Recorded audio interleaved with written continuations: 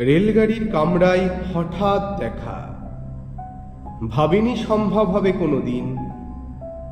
আগে ওকে বারবার দেখেছি লাল রঙের শাড়িতে, ডালিম ফুলের মতো রাঙা। আজ পরেছে কালো রেশমের কাপড়, আঁচল তুলেছে মাথায়। দোলন চাপার মতো চিকন গৌর মুখখানি ঘিরে মনে হলো কালো রঙে একটা গভীর দূরত্ব ঘনিয়ে নিয়েছে নিজের চারদিকে। যে দূরত্ব সর্ষে ক্ষেতের শেষ সীমানায় শালবনের নীলাঞ্জনে। থমকে গেল আমার সমস্ত মনটা। চেনা লোককে দেখলেম অচেনার গাম্ভীর্যে। হঠাৎ খবরের কাগজ ফেলে দিয়ে আমাকে করলে নমস্কার। সমাজবিধির পথ গেল খুলে, আলাপ করলেম শুরু। কেমন আছো, কেমন চলছে সংসার ইত্যাদি।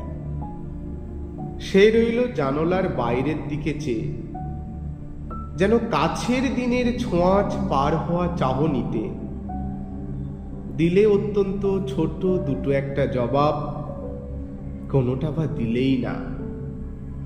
বুঝিয়ে দিলে হাতের অস্থিরতায়। কেন এসব কথা? এর চেয়ে অনেক ভালো চুপ করে থাকা।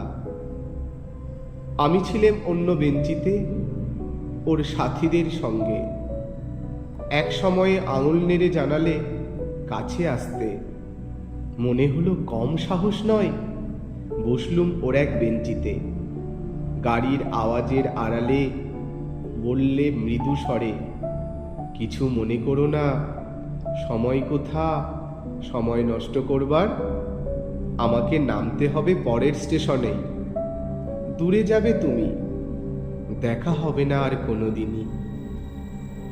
তাই যে প্রশ্নটার জবাব এতকাল থেমে আছে, শুনবো তোমার মুখে। সত্য করে বলবে তো? আমি বললেম, বলবো। বাইরের আকাশের দিকে তাকিয়েই শুধলো, আমাদের গেছে যেদিন একেবারেই কি গেছে, কিছুই কি নেই বাকি। একটুকু রইলেম চুপ করে। তারপর বললেম, রাতের সব তারাই আছে দিনের আলোর গভীরে। খটকা লাগলো, কি জানি বানিয়ে বললেম নাকি। ও বললে, থাক, এখন যাও ওদিকে। সবাই নেমে গেল পরের স্টেশনে। আমি চললেম একা।